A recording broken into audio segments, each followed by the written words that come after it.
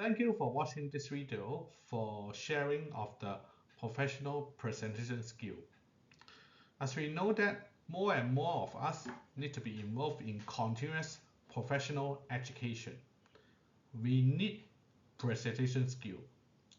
Yes, we are experienced and familiar with healthcare services, but some of us may not be specialized or trained in presentation skill.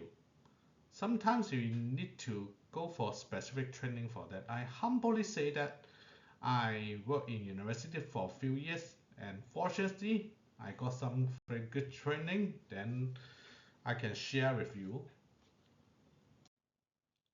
First, about training.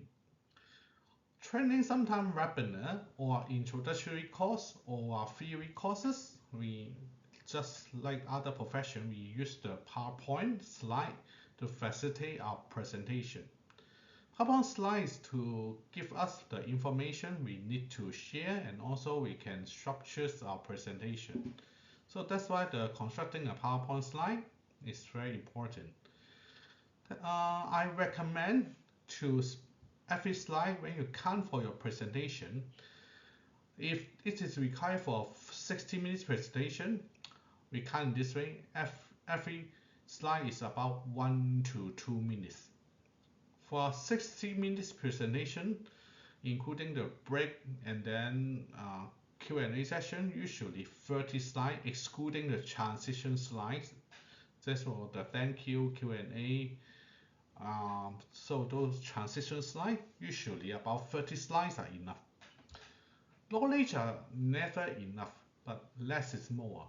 Our aim is to effectively to pass our knowledge within this session to our colleagues.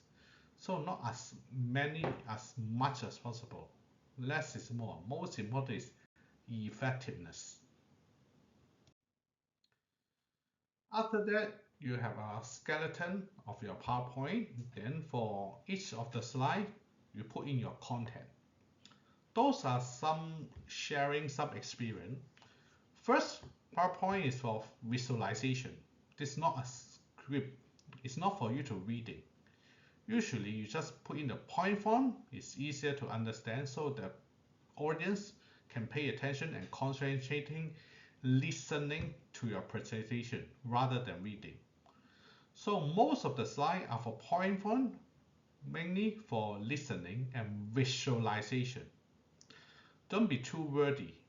Okay, too much content the people cannot absorb. Yes, sometimes we can insert a few slides for reading if you are prepared to share your PowerPoint slide to the audience so they can read it afterward. Those slides can be more informative, but most of the slides, to be precise, point form are good enough.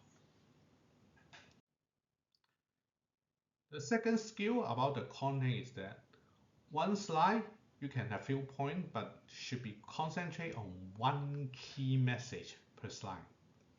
So the audience no need to speak their mind to absorb few different message in one slide. Okay, these are a bit distractive. Usually, we put one key message per slide. This concept is a little bit abstract. Try to explore some high-level presentation skill, the PowerPoint slide, then look into it. Then you may understand what is one key message per slide. Here are some skills in the speech. To be honest, I'm an Asian. English is not my first language and my English is not perfectly fluent. So what skill I can use to overcome my language problem? For example, speech is similar to music. If you look at the music note, some more high-level music notes, they usually have a lot of variation, a lot of changes. Then it's not too simple, straightforward. Similar to speech, we don't want to have a very simple stereotype speech. We want to have some changes. We want to have some intonation that's change in the pitch. We want to have some variation in the speed. Okay, sometimes faster, sometimes slower. And for us, we are not native speakers, so make sure to keep it short sentences, use of the pauses.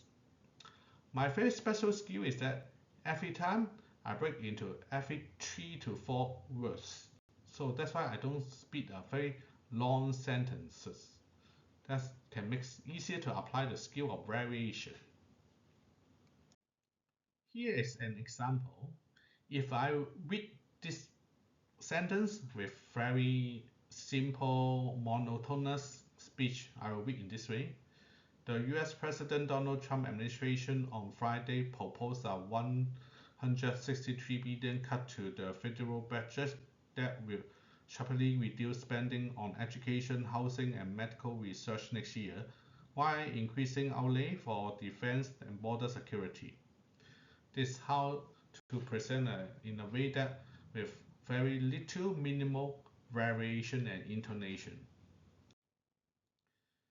Here, I try to make it slower with some intonation variation. The US President Donald Trump administration on Friday proposed a $163 billion cut to the federal budget that will sharply reduce spending on education, housing, and medical research next year, while increasing outlay for defense and border security.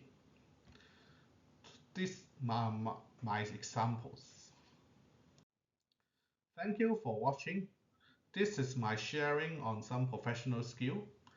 Hope can facilitate your professional education.